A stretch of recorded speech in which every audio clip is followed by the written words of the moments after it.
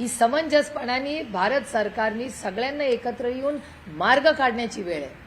आणि जर तुटवता होत असेल तर तुम्ही सांगितलं पाहिजे लोकांना। वास्तव मारामाऱ्या व्हायला लागल्या, लोक दुकानं अटॅक करायला लागले।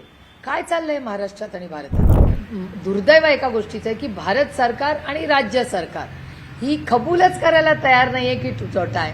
म्हणजे ही जी महत्वाची माहिती आहे ही का सरकार लपवते, का सरकार वास्तवतेपासून का दूर आहे हे मला समजत नाही। कलेक्टरांची स्टेटमेंट्स येत आहेत, कलेक्टर बिचारे जे भारत सरकार किंवा महाराष्ट्र सरकार त्यांना इन्स्ट्रक्शन्स देते त्याप्रमाणे बोलत आहेत की होर्डिंग आम्ही बंद केलंय। अरे होर्डिंग होतंय कुठे? तुटवता आहे, कमतरता आहे, हे का भारत सरकार कबूल करत नाही आणि एक मोठा ऍक्शन प्लॅन तयार करत नाही याच्यासाठी? एलपीजी संदर्भामध्ये प्रॉब्लेम असा आहे की कॉन्टॅक्ट म्हणून करायचा, कारण कस्टमर केअरचे संपूर्ण नंबर जे आहेत ना ते बंद आहे।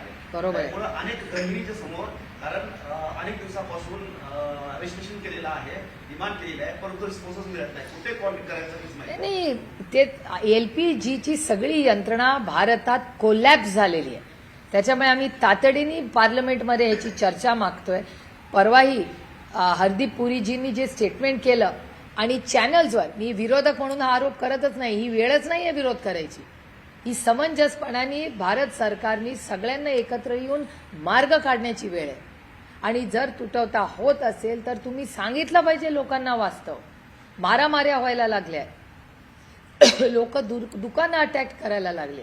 काय चाललंय महाराष्ट्रात आणि भारतात? गॅस सप्लायर्स जे गॅस सप्लाय करतात पोलीस सिक्युरिटीच्या अंडर, याचा अर्थ तेच आहे ना, जे आम्ही विरोधक म्हणतोय तेच वास्तव व्हायला लागलंय ना। मग भारत सरकार किंवा महाराष्ट्र सरकार का कबूल करत नाहीये? जर अडचण आहे, काल मुख्यमंत्र्यांचं स्टेटमेंट होतं की कुठेही गॅसचा तुटवडा नाहीये, विरोधक खोटं बोलतात। म्हणजे एक प्रकारे तुम्ही सांगताय की गॅसचा तुटवडा आहे, सगळीकडे दिसतोय। मी भारत सरकार किंवा महाराष्ट्र सरकारवर आरोपच करत नाहीये, मी वास्तव दाखवते।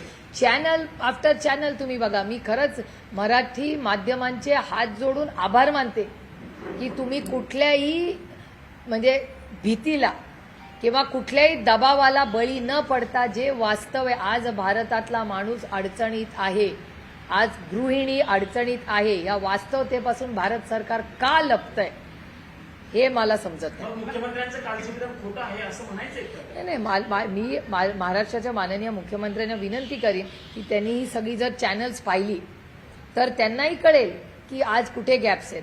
बारामतीमध्ये आज सगळे बारामतीकर, आमचे सोमाणीजी, हे सगळे आमचे जे व्यवसायाचं जे ग्रुप आहे बारामतीचा, त्याचे ते सगळं काम बघतात। त्यांचं स्वतःचं स्टेटमेंट आहे की बारामतीमध्ये कुठेही गॅस मिळत नाहीये। आता बारामतीसारख्या ठिकाणी ही परिस्थिती आहे, पुण्यातही आहे, बीडमध्येही आहे, नाशिकमध्ये आहे, जळगावमध्ये आहे, नागपूरमध्ये, कुठे नाहीये तुम्ही मला सांगा। आणि फक्त महाराष्ट्रात नाही, भारतात सगळीकडे ही परिस्थिती। कुठल्याही खासदारात तुमचे नातेवाईक असतील, तुम्ही विचारा ना फोन करून। आणि डेटा तर दिसतोय ना, सगळ्या चॅनल्सवर दिसतोय, वर्तमानपत्रात दिसतंय। तुटवता तर आहेच ना, कशाची वाट बघताय महाराष्ट्र आणि भारत सरकार? दररोज मॅम 4 मिनिस्ट्री